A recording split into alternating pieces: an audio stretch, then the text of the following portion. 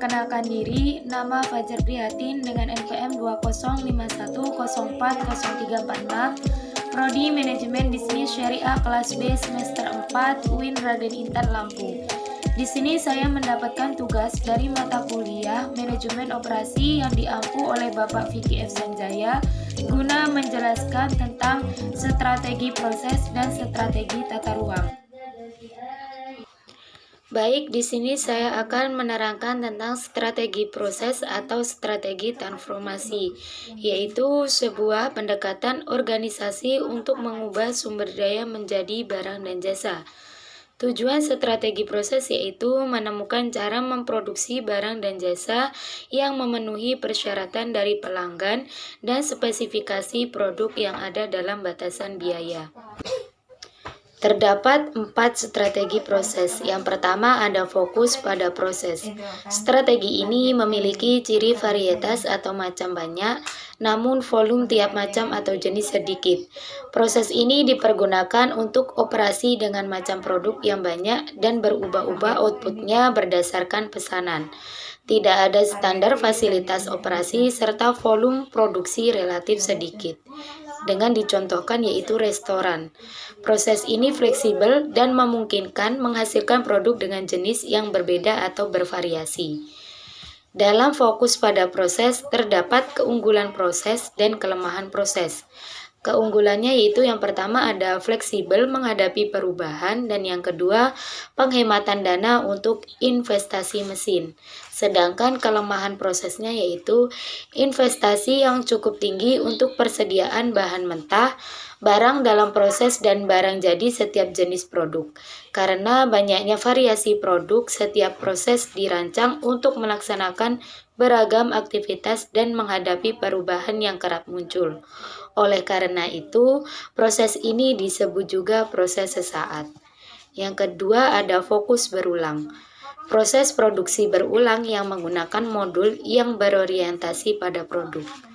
Modul sendiri adalah bagian atau komponen produk yang telah disiapkan sebelumnya, biasanya dalam proses kontinu. Yang ketiga ada fokus pada produk. Model produk tidak mudah berubah, permintaan besar, intensif modal. Hal ini disebabkan karena biasanya menggunakan mesin khusus, memaksimumkan penggunaan, menghindari terjadinya penghentian, karena kerusakan salah satu mesin menyebabkan keseluruhan proses terhenti. Sehingga dengan demikian membutuhkan spesialis maintenance, biasanya menggunakan peralatan material handling yang otomatis, sehingga membutuhkan tenaga kerja menjadi lebih sedikit. Dengan contoh proses pabrik kimia, pembuatan baja, dan sebagainya. Yang keempat ada fokus kontimisasi massal, yaitu produksi cepat dan murah yang memenuhi keinginan pelanggan yang unik dan selalu berubah. Kustomisasi massal memberikan kita keragam produk, mengetahui dengan tepat apa yang diinginkan pelanggan dan kapan pelanggan menginginkannya. Bagaimanapun juga, mencapai tahap kustomisasi massal merupakan suatu tantangan yang membutuhkan peningkatan kemampuan operasional. Membangun proses yang gesit yang memproduksi produk terkustomisasi secara cepat dan murah membutuhkan pemanfaatan sumber daya organisasi serta imajinatif dan agresif. Kaitan antara logistik, produksi dan penjualan haruslah erat. Kustomisasi massal berarti sebuah sistem di mana produk dibuat sesuai dengan pesanan atau build to order. Ada beberapa tantangan besar untuk mendapatkan pesanan atau build to order, yaitu yang pertama ada desain produknya harus cepat dan imajinatif, yang kedua desain prosesnya haruslah cepat, yang ketiga manajemen persediaan memerlukan pengendalian yang ketat, yang keempat jadwal yang ketat pada pemesanan dan bahan dari desain hingga pengiriman yang hanya dapat diimplementasikan kepada karyawan yang penuh dedikasi. Yang kelima ada mitra yang responsif pada rantai pasokan menghasilkan kerjasama yang efektif. Dan ada beberapa keuntungan dalam kustomisasi massal dan build to order. Yang pertama ada perusahaan memperoleh pesanan dan tetap berjalan dengan memenuhi permintaan pasar. Yang kedua ada mengurangi pengeluaran besar pada organisasi yang ada atau dari karyawan hingga gudang dan fasilitas. Dalam strategi proses terdapat desain proses pada sektor jasa, yaitu sebuah jasa pada dasarnya memerlukan adanya kebutuhan interaksi dengan pelanggan. Interaksi dengan pelanggan sering memberikan pengaruh buruk pada kinerja proses. Mengenali keinginan unik pelanggan cenderung menjadi malapetaka bagi sebuah proses. Semakin seorang manajer merancang prosesnya untuk memenuhi persyaratan khusus, sebuah proses akan menjadi semakin efektif dan efisien. Strategi proses memiliki peluang untuk meningkatkan proses jasa. Yang pertama ada tata letak. Desain tata letak merupakan satu kesatuan dalam banyak proses jasa, terutama pada toko eceran, restoran, dan perbankan. Pada toko retail, tata letak tidak hanya memamerkan produk, tetapi juga mendidik pelanggan dan meningkatkan nilai produk. Karena tata letak merupakan satu kesatuan dari banyak jasa, penyajian tata letak yang baik menghasilkan peluang yang kontinu untuk mendatangkan pesanan. Yang kedua ada sumber daya manusia. Karena mencakup interaksi langsung dengan pelanggan, permasalahan sumber daya manusia dari segi perekrutan dan pelatihan merupakan hal penting dalam proses jasa.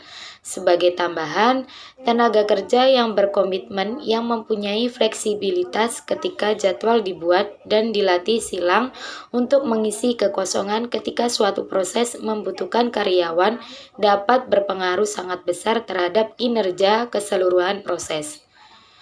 Dalam strategi proses juga terdapat pemilihan peralatan dan teknologi. Yang paling penting dijadikan patokan adalah konsep fleksibilitas, yaitu kemampuan untuk merespon dengan sedikit pengorbanan waktu, biaya, nilai konsumen. Hal ini dapat diartikan peralatan yang digunakan dapat dipindahkan dan murah. Terdapat teknologi produksi dalam strategi proses. Yang pertama ada pengendalian proses, yaitu pengendalian proses adalah penggunaan teknologi informasi untuk mengendalikan proses fisik.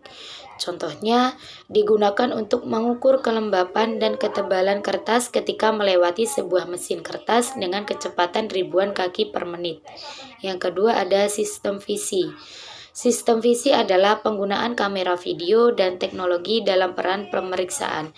Sebagai contoh, sistem visi digunakan untuk memeriksa kentang goreng sehingga cacat dapat dikenali saat kentang berada dalam lini produksi. Yang ketiga ada robot. Dan strategi proses terdapat juga teknologi di sektor jasa. Perkembangan teknologi yang cepat juga terjadi di sektor jasa, yang mana menyangkut peralatan diagnosa elektronik pada sebuah bengkel mobil, peralatan kesehatan, sampai peralatan yang digunakan di bandara dalam jasa penerbangan. Yang terakhir, strategi proses terdapat etika dan proses-proses ramah lingkungan. Banyak perusahaan menemukan kesempatan dalam proses produksi yang dapat mengurangi dampak negatif pada lingkungan.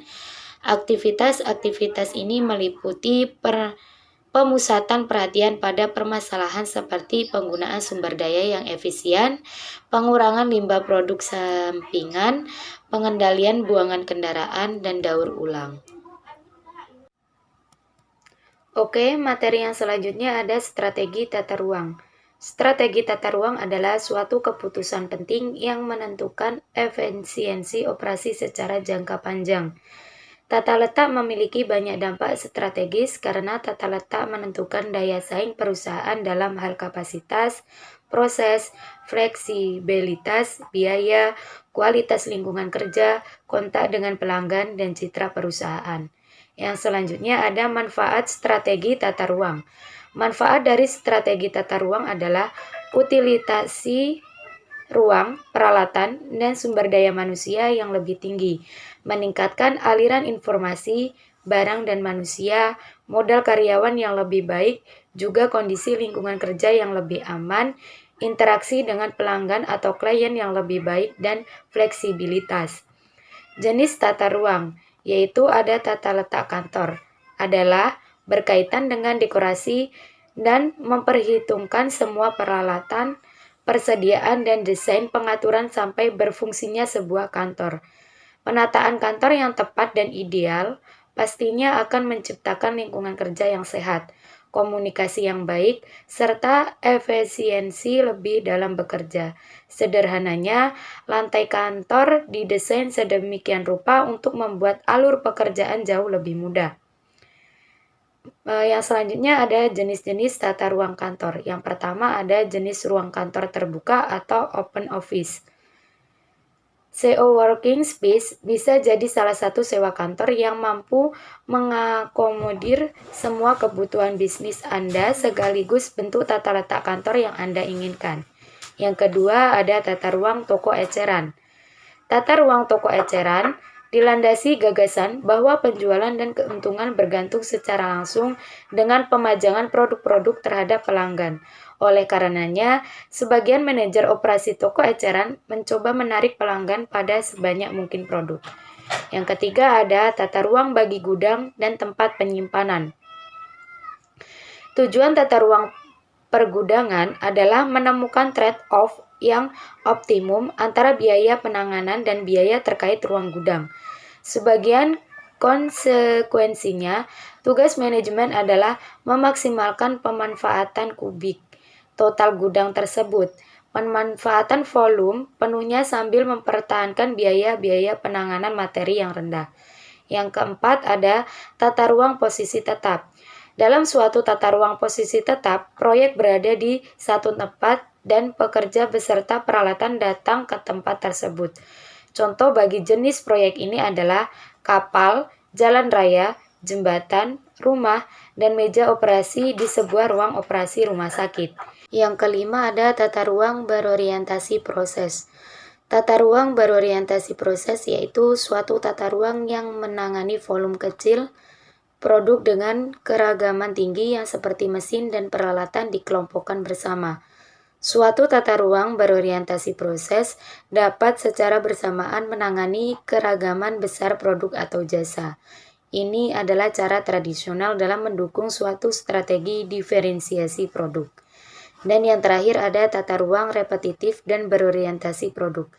Di organisasi di seputar produk-produk atau kelompok-kelompok produk bervolume tinggi dan keragaman rendah yang serupa.